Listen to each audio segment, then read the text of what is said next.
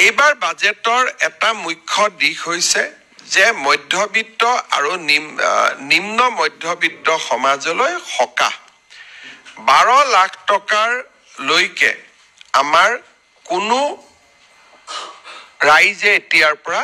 income tax দিব নালাগিব 12 লাখ টকালৈকে ইনকাম টেক্স ৰেহাই দিয়াৰ মিনিংটো হৈছে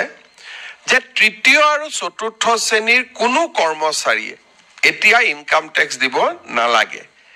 জুনে মাহত 1 লাখ টকা দৰমহা পায় তেওঁলোকেহে ইনকাম টেক্স দিব লাগিব তানে 12 লাখ টকা বছৰ আৰু মাহত 1 লাখ টকা উপাৰ্জন নকৰা কোনো ব্যক্তিয়ে এইবাৰ আৰু আয়কৰ দিব নালাগে ইয়াৰ ফলত মই এক প্ৰকাৰ দেখা পাওঁ যে আমাৰ চৰকাৰী কৰ্মচাৰী প্ৰায় সকলোৱে ট্যাক্স আউটাৰ পৰা যাৰ বহুত দিন চাকৰি হোৱা নাই বিশেষকৈ নতুনকৈ চাকৰি যোগদান কৰা 5 বছৰ 10 বছৰ 15 বছৰ চাকৰি কৰা কোনো লোকে ইনকাম ট্যাক্স দিব নালাগিব ব্যক্তিগত খণ্ডটো উদ্যোগসমূহতো কাম কৰা খুব কম মানুহে ইনকাম ট্যাক্স দিব লাগিব এক প্ৰকাৰ খুব ভাল ফাৰ্স্ট ক্লাস কন্ট্ৰাক্ট নকৰা বা ভাল কোনোবাই